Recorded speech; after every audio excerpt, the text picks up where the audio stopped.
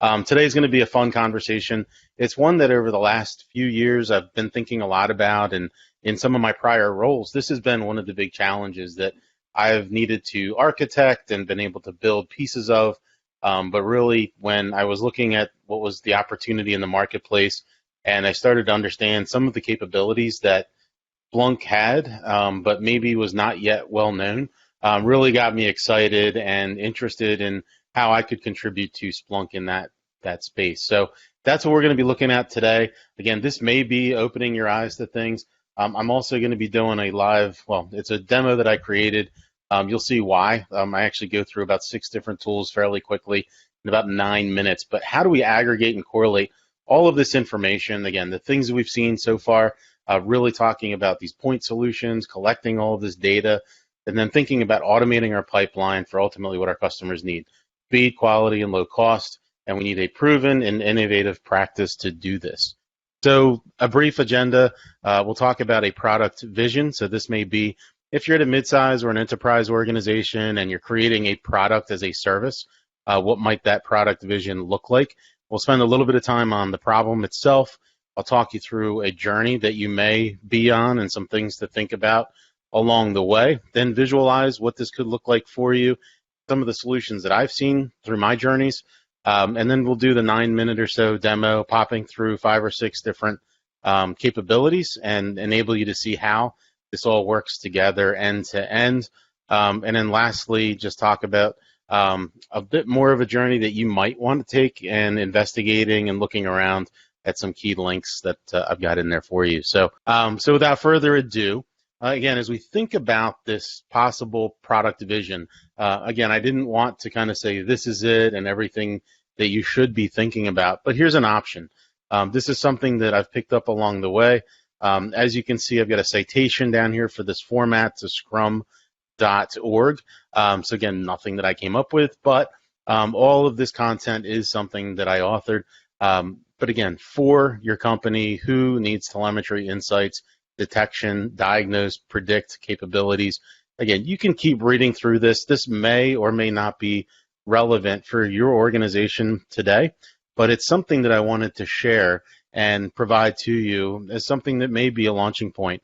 And again, as you're defining this service that you're providing from a overall, how do we get from the beginning to the end through our development pipeline with all the data, all these different solutions that we have, but we really need to be able to get to results.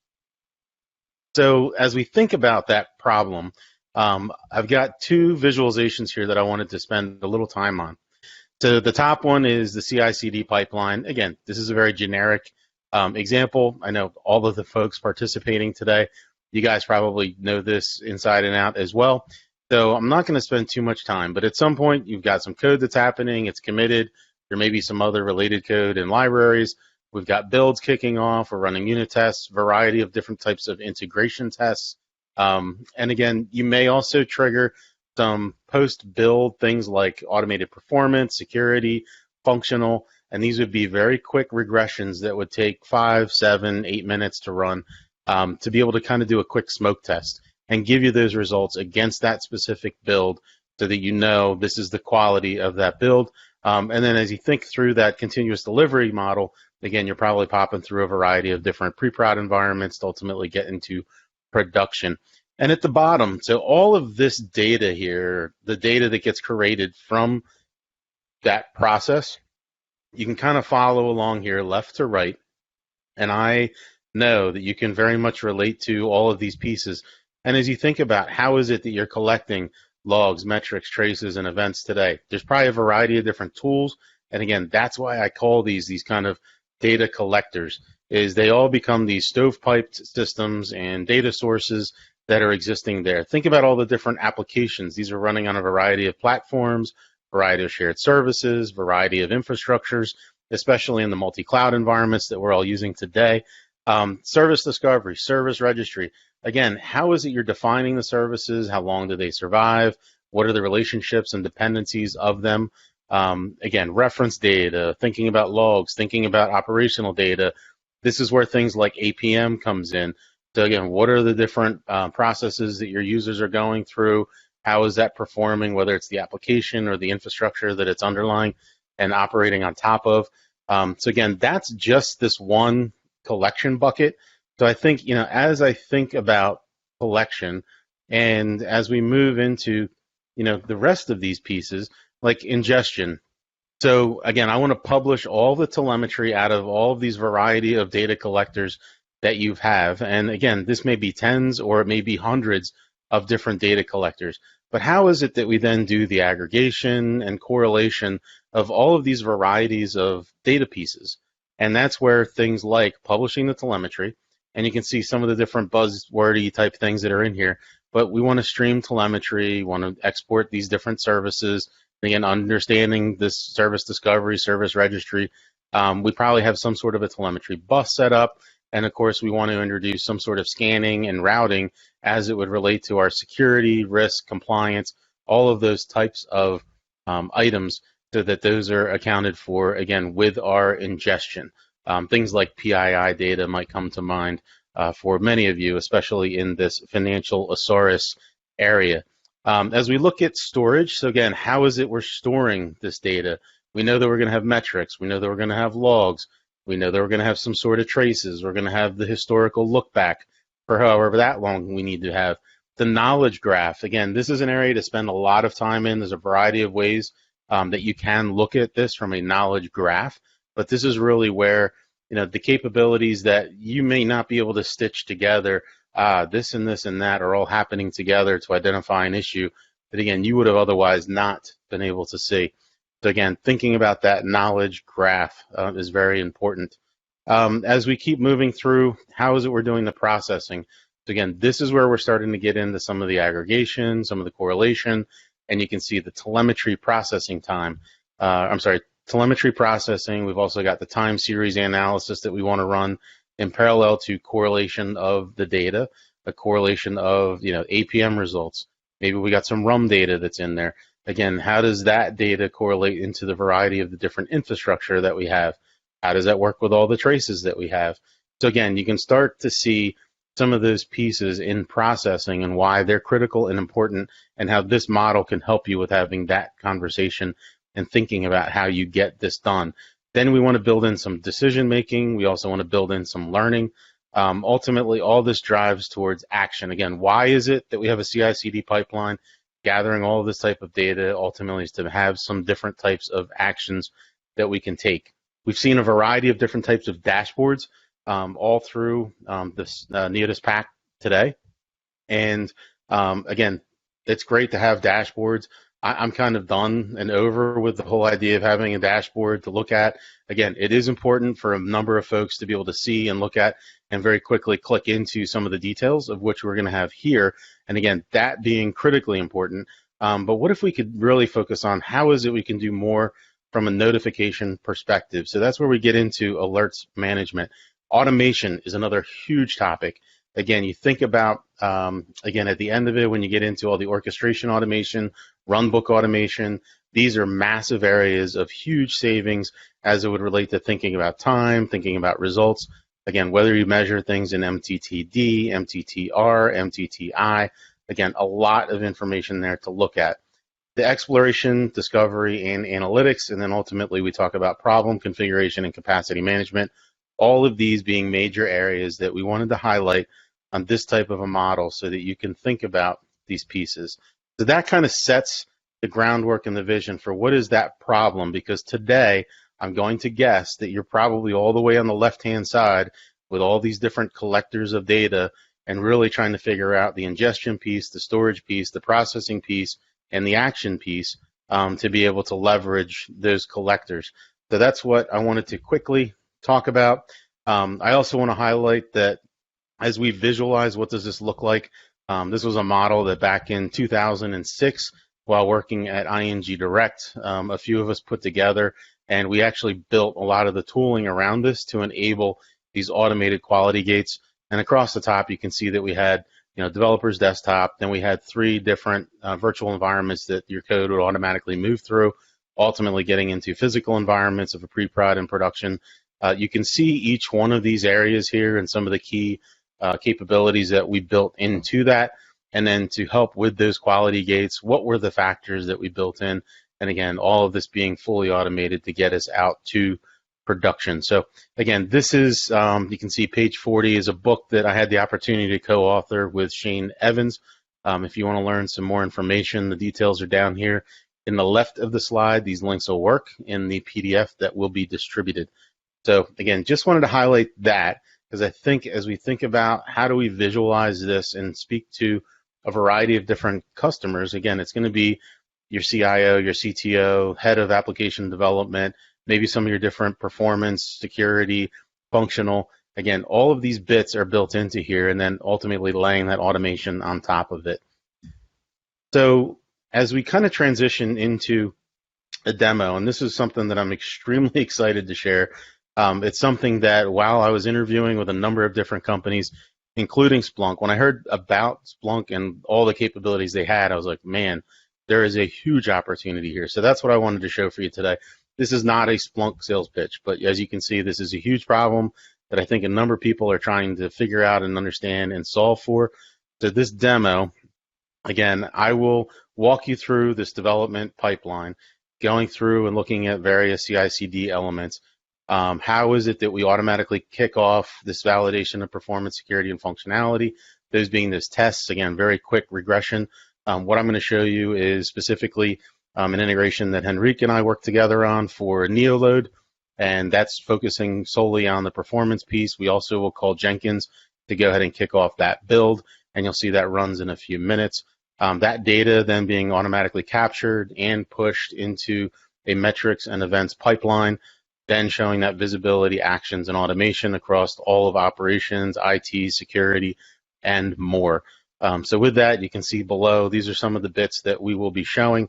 And again, starting with Neotis and Neoload, going into showing Jenkins, how we kick that runoff, showing a little bit on Splunk Enterprise, Signal Effects, APM, as well as then the results in Splunk Enterprise, the Signal Effects infrastructure capability, a little bit on VictorOps, Phantom, and then ultimately Splunk in ITSI. So let me go ahead and flip over to that.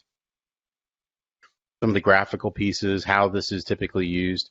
And again, you can see these are the test results that we're looking at. All of these you're probably used to looking at. But again, this is the typical UI. You can go through and you can see all the details. So once these scripts are written and ready to go, your build executes through the CI/CD process. We then kick this off automatically on the back end as a call through your build life. So again, you can see we're kicking off this build.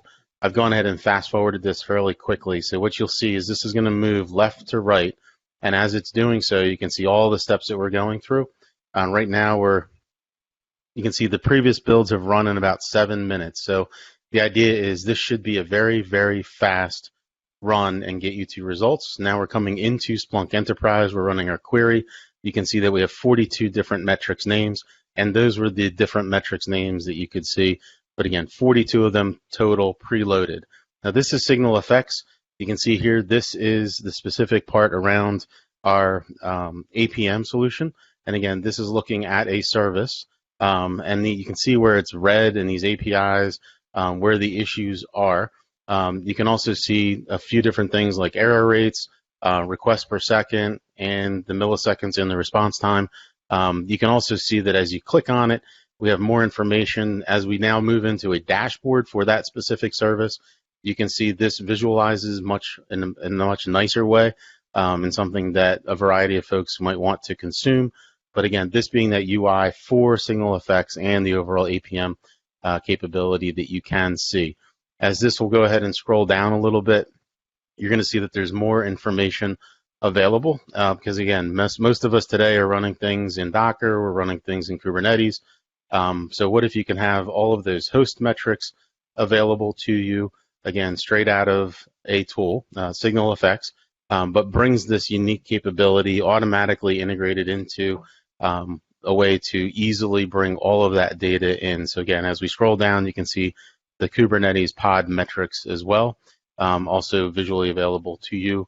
Now, again, all of this data is being collected, another data collector, and we want to go ahead and be able to bring that all into one consolidated location. So as we do that, we will see some of the Splunk Enterprise results, just like we did for Neoload, where we're going to bring that in here momentarily.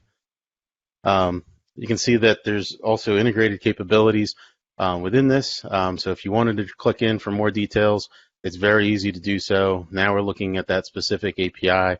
We now can see here are the two areas that are of concern for that one service. You can see that checkout is where we're identifying the majority of the issues and why that would vary.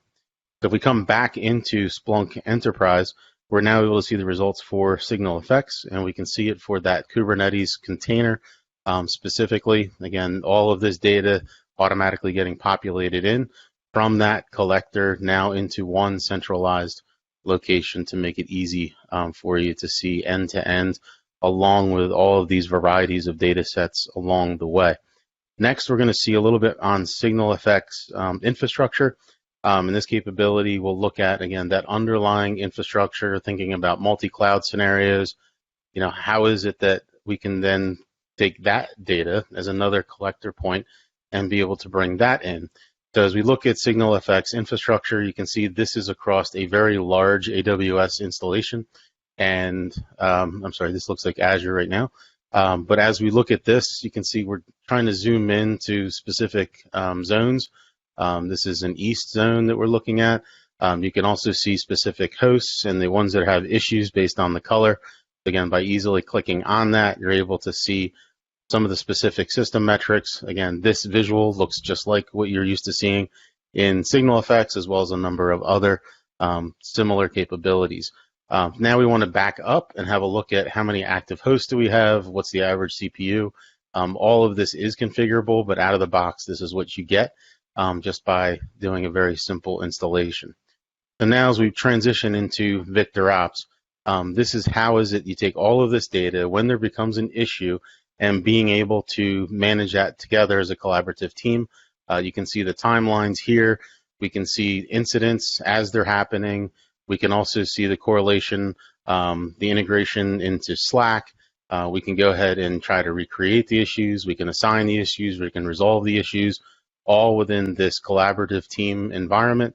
Also being able to page out to teams. But again, this being a very highly managed and integrated interface, this is the integration with ServiceNow that you're seeing. Lastly, in this quick demo is Phantom as another capability.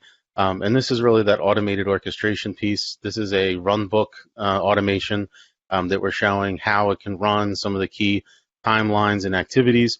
You'll also see that there's a heads up display to kind of give you a quick summary of everything that's going on in the environment. Lastly, within ITSI, this is Splunk IT Service Insights.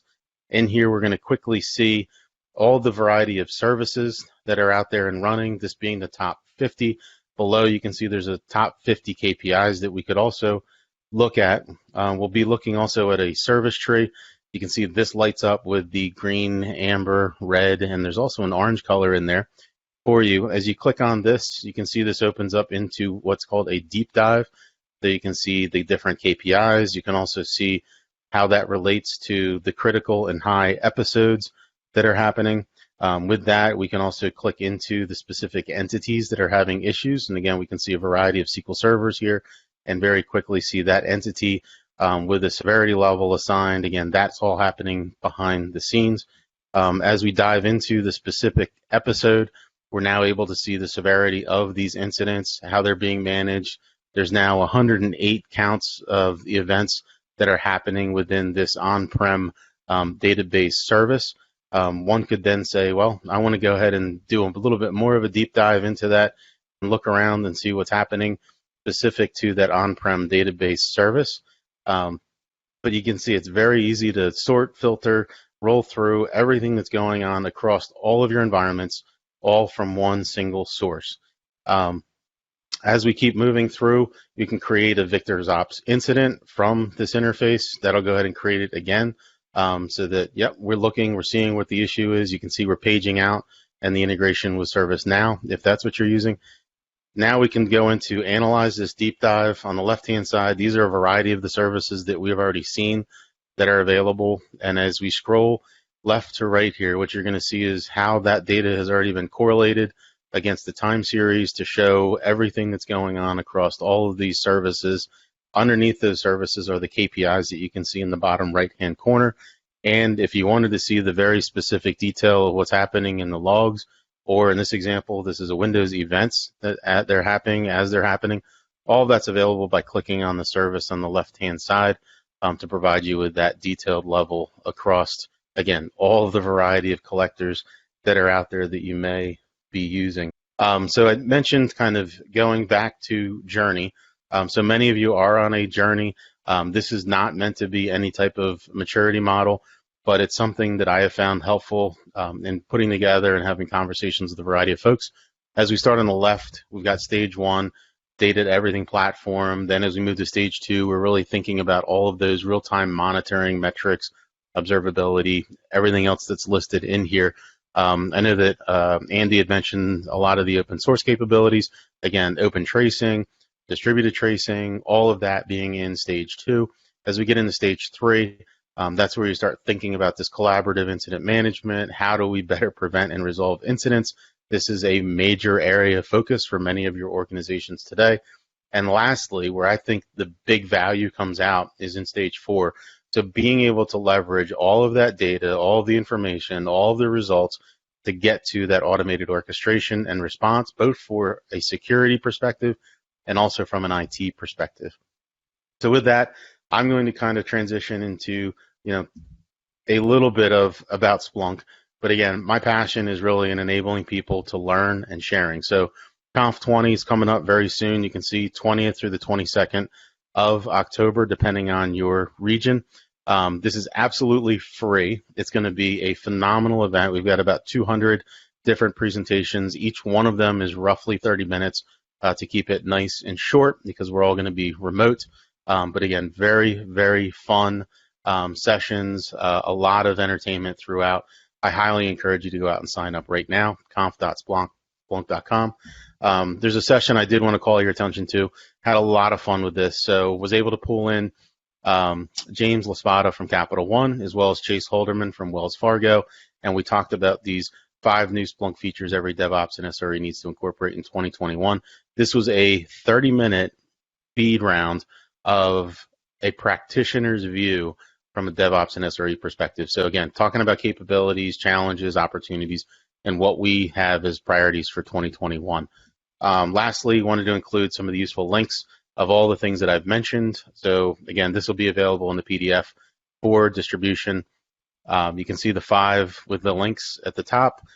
Free Splunk, this is everything I'm trying to get out to people. We've done some really cool stuff on the COVID-19 side as well, with an app, the data being updated every single day and available to you to visualize however you might want to. And then there's a bunch of free Splunk education. Again, this is something that I leverage in a number of different ways, whether it's my children or as an adjunct professor.